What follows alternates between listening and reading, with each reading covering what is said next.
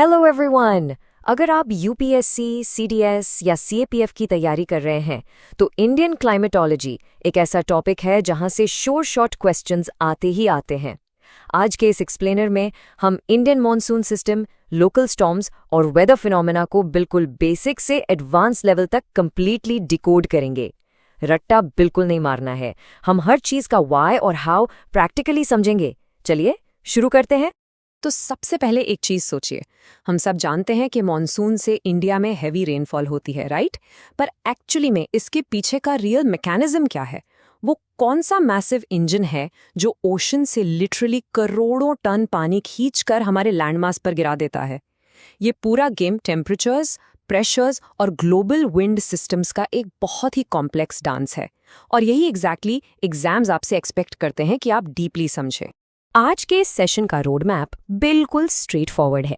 हम पहले basics of monsoon formation देखेंगे, फिर आईटीसीजेड और जेट स्ट्रीम्स को समझेंगे, उसके बाद मॉनसून ब्रांचेस, रिट्रीटिंग मॉनसून और इंडिया के लोकल स्टॉर्म्स कवर करेंगे, और एंड में मेमोरी रिफ्रेश करने के लिए एक फाइनल क्विक रिवीजन भी करेंगे।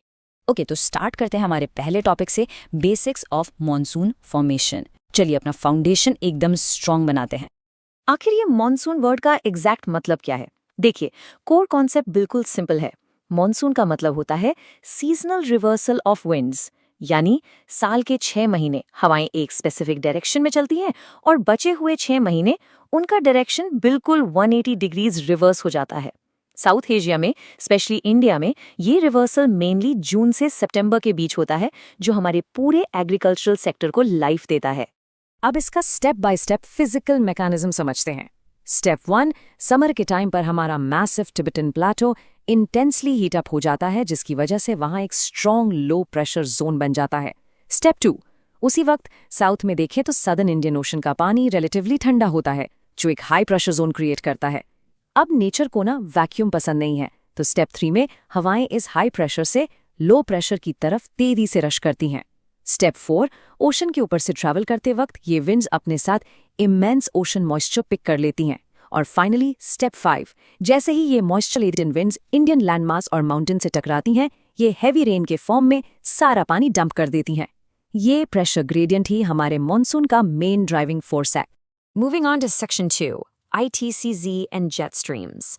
अब हम थोड़ा एडवांस लेवल एटमॉस्फेरिक फैक्टर्स पर चलते हैं।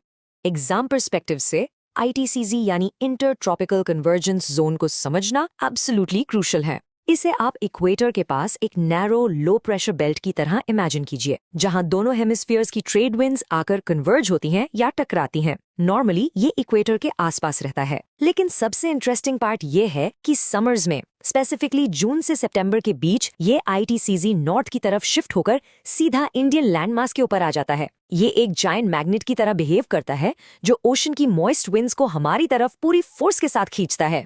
जरा इस डायग्राम पर ध्यान दीजिए और इन इनविजिबल फोर्सेस को विजुअलाइज करने की कोशिश कीजिए। जब ITCZ जुलाई में नॉर्थ शिफ्ट होकर इंडिया पर आता है, वहां की वार्म एयर तेजी से राइज करती है, जिससे मैसिव क्लाउड्स बनते हैं और हैवी रेनफॉल होती है। इसके साथ ही एक और की फैक्टर है, सोमाली जेट।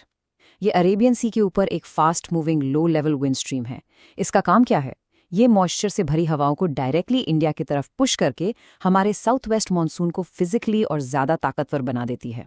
और हाँ, हम अपर एटमॉस्फेयर के रोल को बिल्कुल इग्नोर नहीं कर सकते। यहाँ आती है ट्रॉपिकल ईस्टर्ली जेट या TEJ। ये एक बहुत strong upper level wind current है, जो ईस्ट से वेस्ट की तरफ फ्लो करती है, करीब 5 to 20 डिग्रीज नॉर्थ लैटिट्यूड के बीच। ये करंट सीधा अफ्रीका और साउथ एशिया के ठीक ऊपर होती है। अब आप सोचेंगे, इसका ग्राउंड लेवल रेनफॉल से क्या लेना देना? एक्चुअली जून के महीने में जब ये TEJ सदर्न पेनिनसुला के ऊपर से गुजरती है, तब यही वो क्रिटिकल फोर्स है जो साउथ वेस्ट मॉनसून के एक्चुअल सडन ऑनसेट या बर्स्ट को ट्रिगर करती है। Alright, section 3, monsoon branches and rainfall. एक बार ये मॉनसून विंड्स इंडिया में एंटर कर गईं तो आगे कहाँ जाती हैं? Let's trace them. मैप पर उनका रास्ता देखिए। जैसे ही ये साउथ वेस्ट विंड्स इंडिया के पेनिनसुला टिप पर हिट करती हैं, हमारा लैंडमास उन्हें 2 डिस्टिंक्ट ब्रांचेस में कंप्लीटली स्प्लिट कर देता है। लेफ्ट साइड में है अरेबियन सी ब्रांच, जो हमारे वेस्टर्न घाट्स जैसे केरला, कर्नाटका और महाराष्ट्र में बहुत हेवी बारिश करवाती हैं।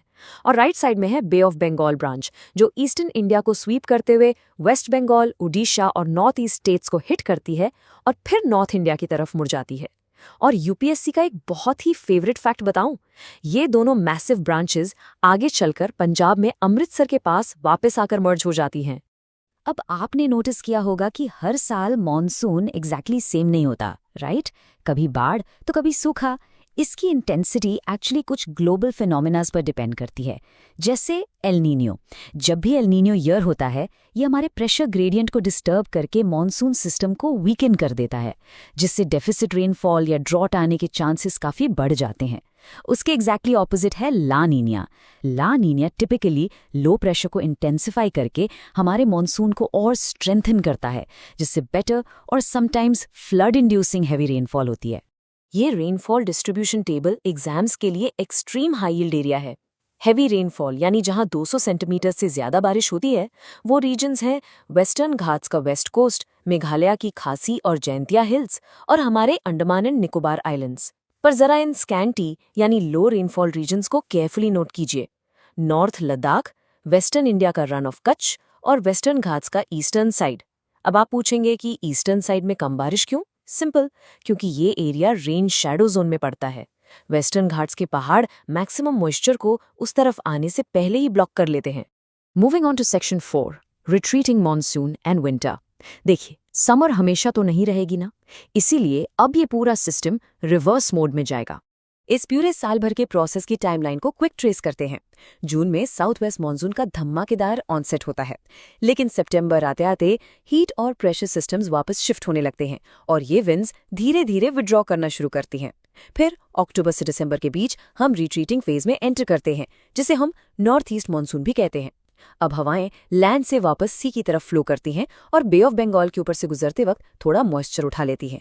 यही मॉइस्चर आगे चलकर मेनली तमिलनाडु और पार्ट्स ऑफ आंध्र प्रदेश में अच्छी खासी बारिश करवाता है। पर एक सेकंड, क्या विंटर्स पूरे नॉर्थ इंडिया के लिए कंप्लीटली ड्राई होती हैं? बिल्कुल नहीं, और इसका क्रेडिट जाता है वेस्टर्न डिस्टर्बेंसेस को। ये एक्स्ट्रा ट्रॉपिकल साइक्लोनिक स्टॉर्म्स हैं जो ठीक मेडिटेरेनियन सी से ओरिजिनेट होते हैं। वहां से ये ईस्टवर्ड ट्रैवल करते हैं और north west India, specifically Punjab, Haryana, Delhi, UP और राजस्थान में बहुत ही क्रूशल विंटर रेन ले आते हैं। खास तौर पर राबी क्रॉप्स जैसे वीट की फार्मिंग के लिए ये विंटर रेनफॉल लिटरली अमृत का काम करती है। अब आते हैं सेक्शन 5 पर, local storms of India. Grand south west monsoon आने से पहले जो लोकल लेवल पर एक्सट्रीम वेदर इवेंट्स होते हैं, वो एग्जाम्स के लिए फेवरेट ऑब्जेक्टिव क्वेश्चंस होते हैं। हमारे देश का pre monsoon local weather geographically बहुत डाइवर्स है। सेंट्रल और नॉर्थ इंडिया में आपको बिल्कुल स्कॉचिंग लू दिखेगी। ईस्ट में चलें तो असम में बारडो लीचे हा यानी टी शावर्स आते हैं। डाउन साउथ जाएंगे तो वहाँ चेरी ब्लॉसम और मैंगो शावर्स होते हैं। ये स्टॉर्म्स सिर्फ रैंडम वेदर अनोमलीज नहीं हैं, ये उन स्पेसिफिक स्टेट्स के एग्रीकल्चर और लोकल लाइफ से बहुत डीपली इंटरलिंक्ड हैं। हर स्टॉर्म किसी न किसी क्रॉप की यील्ड के लिए एक मेजर रोल प्ले करता है। ये टेबल तो आपको बाय हार्ट याद रखनी है। नॉर्थ और सेंट्रल इंडिया में लू चलती है, जो एक्सट्रीम हॉट और ड्राई विंड्स होती हैं। लाइफ प्रैक्टिकली रुक सी जाती है।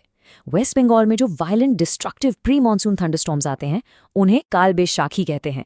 लेकिन ध्यान दीजिए, साउथ में यही pre monsoon storms agricultural blessings बन जाते हैं, जैसे साउथ इंडिया का मैंगो शावर, जो आमों को प्रॉपर्ली और अर्ली पकने में बहुत हेल्प करता है, और कर्नाटका और केरला के चेरी ब्लॉसम शावर्स, जो वहां कॉफी फ्लावर्स के खिलने के लिए एब्सोल्युटली एसेंशियल होते हैं। Finally section 6, quick revision. अब तक हमने जो भी इन डेप्थ कॉन्सेप्ट्स पढ़े हैं, उन्हें तेजी से माइंड में परमानेंट लॉक करते हैं, रैपिड फायर स्टाइल में। पहला कोर रिकैप, मैं फिजिकल इंजन कभी मत भूलिए।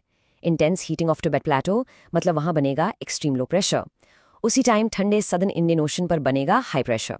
विंड्स नेचुरली फ्लो करेंगी हाई से लो की तरफ। हमारा ITCZ, जो एक जायंट लो प्रेशर मैग्नेट है, वो समर में नॉर्थवर्ड शिफ्ट हो जाएगा। और कोरियोलस इफेक्ट इन हवाओं को डिफ्लेक्ट करके इन्हें फिजिकली बेंड करता है, giving them that iconic south west to north east direction जब वो इंडियन कोस्ट पर आती हैं। दूसरा core recap, upper air circulation में तेज यानी tropical easterly jet monsoon onset को ट्रिगर करती है, और low level Somali jet south west monsoon को और पावरफुल बनाती है। हमारा इंडियन लैंडमास विंड को अरेबियन सी और बे ऑफ बंगाल ब्रांचेस में स्प्लिट करता है, जो फाइनली अमृतसर के पास आकर मर्ज होती हैं। अक्टूबर से दिसंबर तक आने वाला रिट्रीटिंग मानसून वापस आते वक्त तमिलनाडु और आंध्र प्रदेश को वाटर देता है, और फाइनली मेडिटेरेनियन से आने वाले western disturbances north west India में रबी क्रॉप्स के लिए वाइटल विंटर रेन्स लाते हैं। जाते जाते एक बहुत ही थॉट प्रोवोकिंग क्वेश्चन आपके लिए छोड़ के जाता हूँ। जरा डीपली सोचिए, अगर ये मैसिव टिबेटन प्लेटो होता ही नहीं और वहाँ वो colossal low pressure vacuum create ही नहीं होता, तो क्या इंडिया को कभी उसका लाइफलाइन यानी मॉनसून मिल पाता? फिजिकल ज्योग्राफी कैसे हमारे एग्जिस्टेंस और एग्रीकल्चर को कंप्लीटली डिक्टेट करती है, ये सच में माइंड ब्लोइंग है। इन्हीं डीपली कनेक्टेड कॉन्सेप्ट्स को मास्टर कीजिए और आप डेफिनेटली किसी भी एग्जाम में एक्सेल करेंगे। All the very best for your preparations.